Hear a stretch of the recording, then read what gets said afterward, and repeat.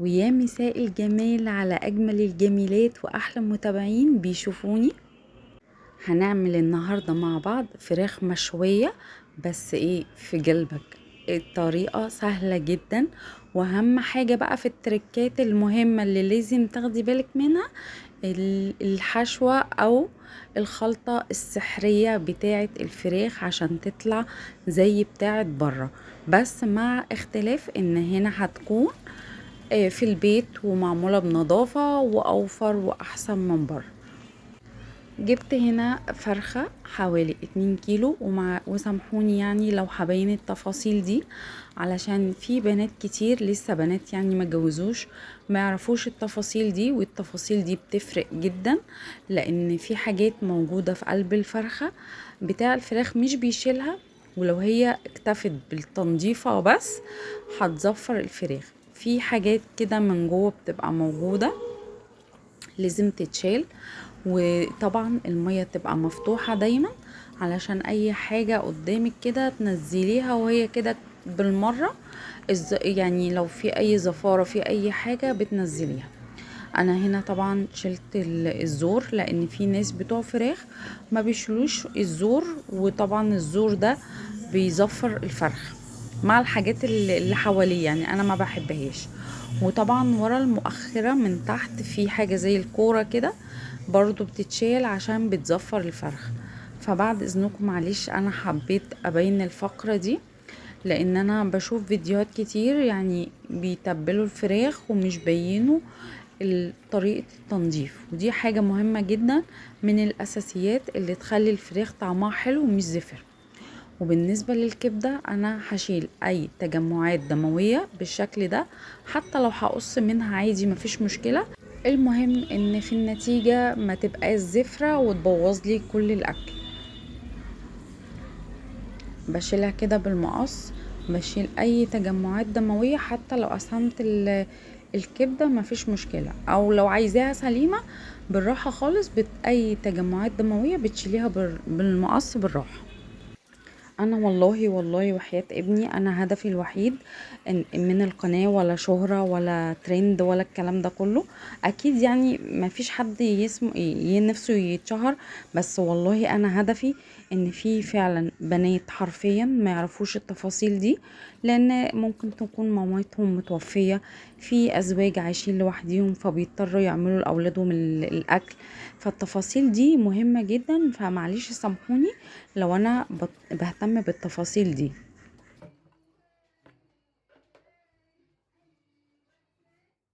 المهم هنا بعد ما غسلت الفرخة هصفيها طبعا من المية اللي فيها، وكل شوية كده اشطفها واصفيها علشان اطمن ان هي ما تبقاش زفرة. وهصفيها بالشكل ده وهقلب المية اللي تحت، وكده هي خلاص اوريدي جاهزة ان احنا نتبلها. وهجيب طبعا 3 ليمونات وهعصرهم عليها علشان تضيع الزفارة بتاعتها، وبرضو الليمون بيطر الأنسجة وبيخليها طعمها لذيذ. انا عصرت 3 ليمونات. ونيجي بقى للخلطة السحرية اللي هتخليلك الفراخ المشوية زي بتاعة برا، بس مع فرق الكواليتي. هنا جبت بصلتين كبار وقرن فلفل حامي وطماطميتين، وهنا التوابل هنزل لكم بيها على الشاشة.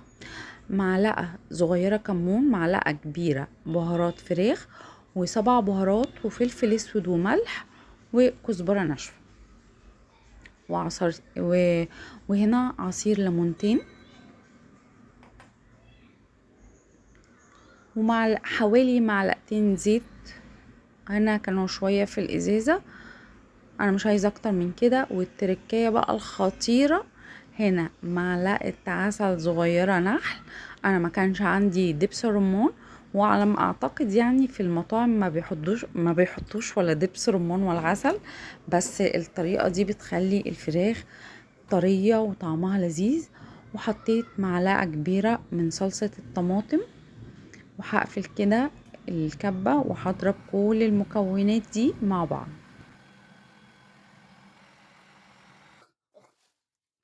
نيجي بقى للتركية المهمة. انا كان عندي كيلو لبن قاطع. طب اللبن ده هيترمي؟ لا طبعا، الست المصرية ما بترميش حاجة.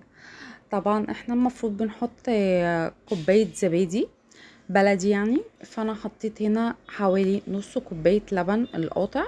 ده برضو هيطري الانسجة وهيخليها طرية وجميلة ومش هتشد معاكي في الفرن. وبعدين هشغل الخلاط بقى على كل المكونات دي لحد ما تتضرب كويس كده. خلاص هطفي على الخلاط.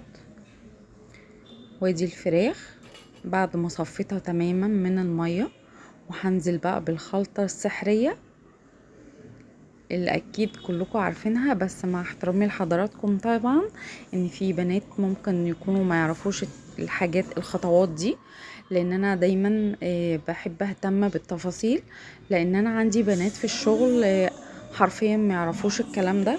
واللي شجعني ان انا اعمل الفيديوهات دي، لان انا ما اقعد اسال بنت انتي مثلا بتعملي الاكله الفلانيه ازاي، فتقولي انا معرفش. هنا انا حطيت معلقه كبيره روزماري ناشف، ودي ودت الفراخ في حته تانية خالص. ومعلقه توم انا نسيت احطها في الكبه، بس عادي يعني الموضوع ملحوق وما فيش اي مشكله حتى لو احنا نسيناها، بس برضو ايه بتظبط الطعم. وهقلب بقى كل الكلام ده كده من فوق لتحت، واحاول اخلي الفرخة تتغطس بالتتبيلة وعلشان تشرب من التوابل اللي احنا عاملينها مع بعض. وهغطيها بكيس نايلون عشان احطها في التلاجة، عشان اي اكل في التلاجة ما يلقطش من الريحة. وهسيبها لمدة ساعة على الاقل، لان انا طبعا النهاردة الجمعة وورايا مليون حاجة، فما كانش في وقت ان انا اقعدها ساعتين، فانا حطيتها ساعة في التلاجة. وهنيجي بقى هنا على الرز البرياني، الخلطة بقى السحرية اللي هتخلي الرز بتاعك الكل يحلف بيه. هنا كان عندي بصلاية كبيرة، خرطتها يعني بشرتها بشر متوسط زي ما انتوا شايفين. وساعة البشر كان فيه نص قرن فلفل حامي ضربته في الكبة، ويا دوبك اخد بس لفتين كده على النار، ونزلت باتنين طماطم مضروبة برضو في الكبة. والتوابل عبارة عن معلقة كبيرة من بهارات الفراخ، ومعلقة صغيرة كاري، ومعلقة صغيرة كمون وفلفل اسود، ومعلقة صغيرة كزبرة ناشفة.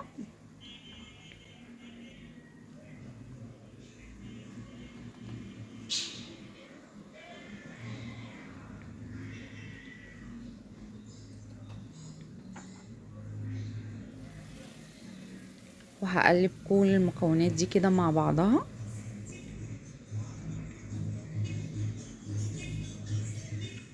والرز بتاعي كنت انا نقعاه حوالي نص ساعة، ده رز بسمتي، هو تقريبا نص كيلو. غسلته وصفيته. طبعا الرز البسمتي بيتنقع عادي غير الرز المصري. الرز المصري ما بيتنقعش، الرز البسمتي ممكن نص ساعة او ساعة بالكتير. وهقلب كل المكونات دي مع بعضها. طبعا في ناس بتحط مرق الدجاج، وده الاساسي في الموضوع، بس انا ما بحبش مرقة الدجاج في الاكل لانها مش صحية. وطبعا طول ما الرز ما فيهوش ميه اقدر اقلب براحتي. ليه؟ لان كده مش هيعجن. وهنزل بالملح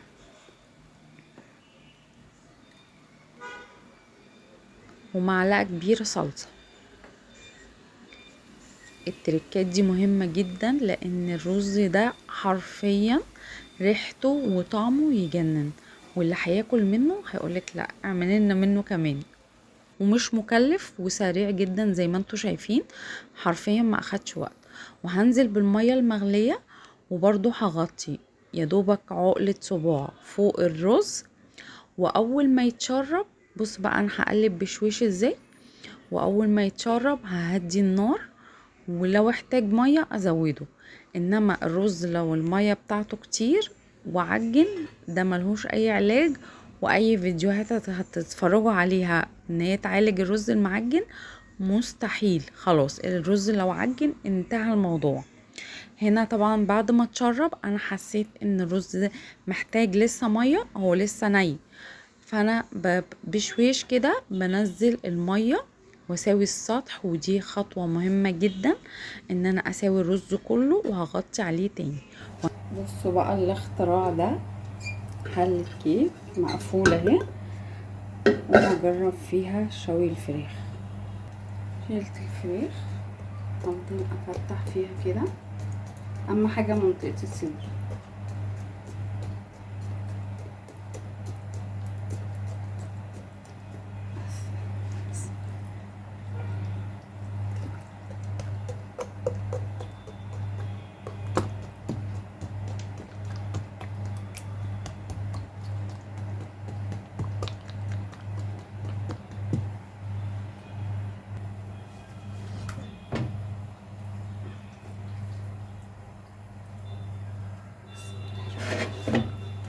كده اهو تمام.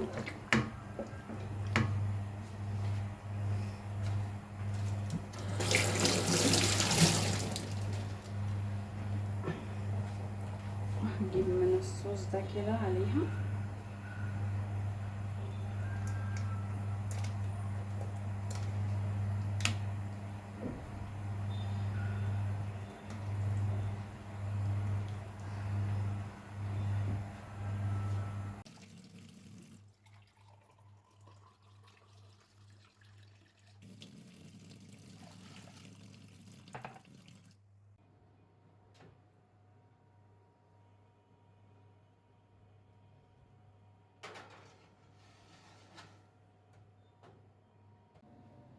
واهم حاجة كل شوية ابص على الرز واشوف ايه الاخبار.